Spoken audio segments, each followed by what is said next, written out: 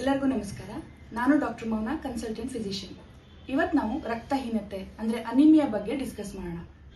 ಈ ರಕ್ತಹೀನತೆ ಯಾಕೆ ಆಗುತ್ತೆ ಅಂದ್ರೆ ನಮ್ಮ ದೇಹದ ರಕ್ತದಲ್ಲಿರೋ ಕೆಂಪು ರಕ್ತ ಕಣ ಮತ್ತೆ ಅದರಲ್ಲಿರೋ ಹಿಮೋಗ್ಲೋಬಿನ್ ಅನ್ನೋ ಒಂದು ಅಂಶ ಕಡಿಮೆ ಆಗೋದ್ರಿಂದ ರಕ್ತಹೀನತೆ ಅಥವಾ ಅನಿಮಿಯಾ ಉಂಟಾಗುತ್ತೆ. ಮೊದಲನೇದಾಗಿ ಈ ಹಿಮೋಗ್ಲೋಬಿನ್ ಅಂದ್ರೆ ಏನು, ಯಾಕೆ ಅದು ನಮ್ಮ ದೇಹಕ್ಕೆ ಇಂಪಾರ್ಟೆಂಟ್ ಅಂತ ನೋಡ್ಕೊಳ್ಳೋಣ. ಎಲ್ಲರಿಗೂ ಗೊತ್ತಿರೋ ಹಾಗೆ ನಮ್ಮ ದೇಹಕ್ಕೆ ಆಕ್ಸಿಜನ್ ಅಂದ್ರೆ ಆಮ್ಲಜನಕ ಅತಿ ಮುಖ್ಯವಾಗಿ ಬೇಕಾಗುತ್ತೆ. ನಾವು ಉಸಿರಾಡಿದಾಗ ನಮ್ಮ ವಾತಾವರಣದಲ್ಲಿರೋ ಅಂದ್ರೆ ಎನ್ವೈರನ್ಮೆಂಟ್ ಅಲ್ಲಿರೋ ಆಮ್ಲಜನಕ ಆಕ್ಸಿಜನ್ ಲಂಗ್ಸ್ ಅಲ್ಲಿ ಬರುತ್ತೆ, ಶ್ವಾಸಕೋಶಗಳಿಗೆ ಎಂಟ್ರಿ ಆಗುತ್ತೆ. ಈ ಲಂಗ್ಸ್ ಅಲ್ಲಿರೋ ಆಮ್ಲಜನಕ ಅಂದ್ರೆ ಆಕ್ಸಿಜನ್ ಅನ್ನ ದೇಹದ ಪ್ರತಿಯೊಂದು ಭಾಗಗಳಿಗೂ ಅಂದ್ರೆ ಪ್ರತಿಯೊಂದು ಜೀವಕೋಶಗಳಿಗೂ ತಗೊಂಡೋಗಿ ಕೊಡೋದು ಈ ಹಿಮೋಗ್ಲೋಬಿನ್ ಅನ್ನೋ ಅಂಶ. ಹೇಳ್ಬೇಕು ಅಂದ್ರೆ ಇದೊಂಥರ ಪೋಸ್ಟ್ ಮ್ಯಾನ್ ಇದ್ದ ಹಾಗೆ. ಲಂಗ್ಸ್ ಇಂದ ಆಕ್ಸಿಜನ್ ಅನ್ನ ಎಲ್ಲಾ ಜೀವಕೋಶಗಳಿಗೂ ತಲುಪಿಸುತ್ತೆ. ಹಾಗಾಗಿ ಯಾವಾಗ ನಮ್ಮ ದೇಹದಲ್ಲಿ ಹಿಮೋಗ್ಲೋಬಿನ್ ಅಂಶ ಕಡಿಮೆ ಆಗುತ್ತೋ ಅವಾಗ ಜೀವಕೋಶಗಳಿಗೆ ಅಂದ್ರೆ ದೇಹದ ಬೇರೆ ಬೇರೆ ಅಂಗಗಳಿಗೆ ಆಕ್ಸಿಜನ್ ಅಂಶ ಕಡಿಮೆ ಆಗಿರೋದ್ರಿಂದ ಕೆಲವೊಂದು ಸಿಂಪ್ಟಮ್ಸ್ಗಳು ಕಂಡುಬರುತ್ತೆ.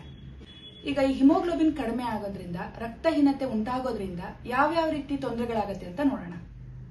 ಮೊದಲನೇದಾಗಿ ತುಂಬಾ ಸುಸ್ತಾಗೋದು, ನಿಶಕ್ತಿ ಅಂದ್ರೆ ಯಾವುದೇ ರೀತಿಯ ಶಕ್ತಿನೇ ಇಲ್ಲ, ಕೆಲಸ ಮಾಡಕ್ಕೆ ಆಗಲ್ಲ, ಕೈಕಾಲಲ್ಲಿ ಶಕ್ತಿ ಇಲ್ದಂಗೆ ಆಗ್ತಾ ಇದೆ. ಮೊದಲೆಲ್ಲ ಚೆನ್ನಾಗಿ ಕೆಲಸ ಮಾಡ್ತಾ ಇದೆ, ಇವಾಗ ಒಂದ್ ಸ್ವಲ್ಪ ಕೆಲಸ ಮಾಡಿದ್ರೆ ಸುಸ್ತಾಗ್ಬಿಡತ್ತೆ ಅಂತ ಹೇಳ್ತಾರೆ. ಇನ್ ಕೆಲವರಲ್ಲಿ ತಲೆ ಸುತ್ತು ಬರೋದು, ತಲೆ ಚಕ್ಕರ್ ಅಂತ ಹೇಳ್ತಾರೆ. ಹಾಗೆ ನೀವು ದಿನಪೂರ್ತಿಯಾಗಿರಲ್ಲ, ಮಲ್ಕೊಂಡಿದ್ದಾಗ ಎದ್ ನಿಂತಾಗ ಅಥವಾ ಕೂತಿರೋದ್ರಿಂದ ಎದ್ ನಿಂತು ಕೆಲಸ ಶುರು ಮಾಡಿದಾಗ ಎಲ್ಲೋ 3 ರಿಂದ 5 ಸೆಕೆಂಡ್, ಹೆಚ್ಚೊಂದು 10 ಸೆಕೆಂಡ್ ತಲೆ ಗಿಮ್ ಅನ್ನತ್ತೆ, ತಲೆ ಚಕ್ಕರ್ ಬಂದಂಗ ಅನ್ಸುತ್ತೆ. ಇನ್ ಕೆಲವರಿಗೆ ಕಣ್ಮೇಲೆ ಕತ್ಲೆ ಬಂದಂಗ ಅನ್ಸೋದು, ಎಲ್ಲ ಮಬ್ಬಾಗಿ ಕಾಣಿಸೋದು. ಹಾಗೇನೆ ಕೆಲವರು ತುಂಬಾ ಎದೆ ಬಡಿತ ಜಾಸ್ತಿ ಆಗ್ತಾ ಇದೆ ಅಂದ್ರೆ ಪಾಲ್ಪಿಟೇಷನ್ಸ್ ಆಗ್ತಾ ಇದೆ, ಭಯ ಆಗ್ತಾ ಇದೆ ನಮ್ಗೆ ಅಂತಾನು ಹೇಳ್ತಾರೆ. ನೋಡೋದಕ್ಕೆ ಇವರು ಸ್ವಲ್ಪ ತೂಕ ಕಡಿಮೆ ಆದವ್ರ ತರ ಇರ್ತಾರೆ. ಕೆಲವ್ರು ಹೇಳೋ ತರ ಪೇಲ್ ಅಂದ್ರೆ ಬಿಳಿಚ್ಕೊಂಡಿದ್ದಾರೆ, ತುಂಬಾ ವೈಟ್ ಆಗಿ ಕಾಣ್ತಾ ಇದ್ದಾರೆ ಅಂತ ಹೇಳ್ತಾರೆ. ಹಾಗೇನೆ ತುಂಬಾ ಕೂದಲು ಉದುರೋದು, ನೇಲ್ಸ್ ಉಗುರುಗಳು ತುಂಬಾ ಬ್ರಿಟಲ್ ಅಂತ ಅನ್ಸೋದು, ಕೈಯು ಕಾಲು ತುಂಬಾ ತಣ್ಣಗಾಗತ್ತೆ ಅಂತ ಅನ್ಸೋದು, ಅದು ಕೂಡ ಇದು ಕಾರಣ ಆಗತ್ತೆ. ಜೊತೆಗೆ ಕಾನ್ಸಂಟ್ರೇಷನ್ ತುಂಬಾ ಕಡಿಮೆ, ಯಾವುದೇ ಕೆಲಸ ಇರ್ಬೋದು, ಓದಿರ್ಬೋದು ಅಥವಾ ದಿನಚರಿ ಕೆಲಸಗಳಲ್ಲಿ ಕಾನ್ಸಂಟ್ರೇಷನ್ ಕಡಿಮೆ ಆಗ್ತಾ ಇದೆ ಅಂತಾನು ಹೇಳ್ತಾರೆ. ಜೊತೆಗೆ ನಿದ್ದೆ ಸರಿಯಾಗಿ ಬರ್ದೇ ಇರೋದು, ಮನಸ್ಸಿಗೆ ಕಿರಿಕಿರಿ ಅನ್ಸೋದು, ತುಂಬಾ ಸಿಟ್ಟು ಬರೋದು ಕೂಡ ಆಡ್ ಆಗುತ್ತೆ. ಇನ್ ಕೆಲವು ಹೆಣ್ಮಕ್ಳಲ್ಲಿ ಪೀರಿಯಡ್ಸ್ ಟೈಮಲ್ಲಿ ಪ್ರಾಬ್ಲಮ್ ಕೂಡ ಕಂಡು ಬರುತ್ತೆ.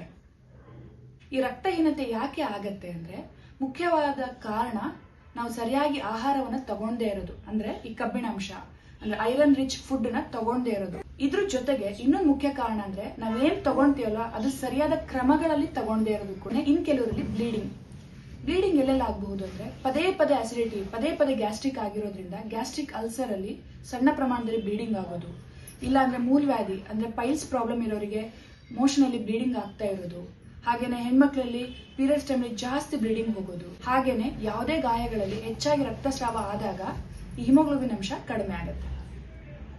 ಇದ್ರ ಜೊತೆಗೆ ಬೇರೆ ಕಾರಣಗಳು ಯಾವುದು ಅಂದ್ರೆ ಕಿಡ್ನಿ ತೊಂದರೆ ಇದ್ದಾಗ, ಹಾಗೇನೆ ಕೆಲವೊಂದು ಅನುವಂಶೀಯ ಅಂದ್ರೆ ಜೆನೆಟಿಕ್ ಪ್ರಾಬ್ಲಮ್ಸ್ ಇದ್ದಾಗ, ಕೆಲವೊಂದು ಕ್ಯಾನ್ಸರ್ಗಳಲ್ಲಿ ಈ ಹಿಮೋಗ್ಲೋಬಿನ್ ಅಂಶ ಕೂಡ ಕಡಿಮೆ ಆಗುತ್ತೆ. ಹಾಗಾದ್ರೆ ಹಿಮೋಗ್ಲೋಬಿನ್ ಅಂಶ ಕಡಿಮೆ ಇದೆ, ಈ ರೀತಿ ಎಲ್ಲ ತೊಂದರೆಗಳಿದೆ ಅಂತಂದಾಗ ಊಟದಲ್ಲಿ ನಾವು ಯಾವ್ಯಾವ ರೀತಿ ಸರಿಪಡಿಸ್ಕೊಳ್ಬಹುದು.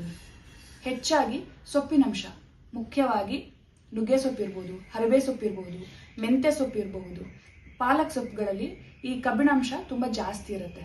ಹಾಗೇನೆ ಬೆಲ್ಲದಲ್ಲಿ ಕೂಡ ಈ ಕಬ್ಬಿಣಾಂಶ ಜಾಸ್ತಿ ಇರುತ್ತೆ. ಇನ್ನು ಡ್ರೈ ಫ್ರೂಟ್ಸ್ ಗಳಲ್ಲಿ ಅಂದ್ರೆ ಒಣ ದ್ರಾಕ್ಷಿ ಅಥವಾ ಒಣ ಅಂಜೂರ, ಬಾದಾಮಿ, ಗೋಡಂಬಿಗಳು ಕೂಡ ಜಾಸ್ತಿ ಇರುತ್ತೆ.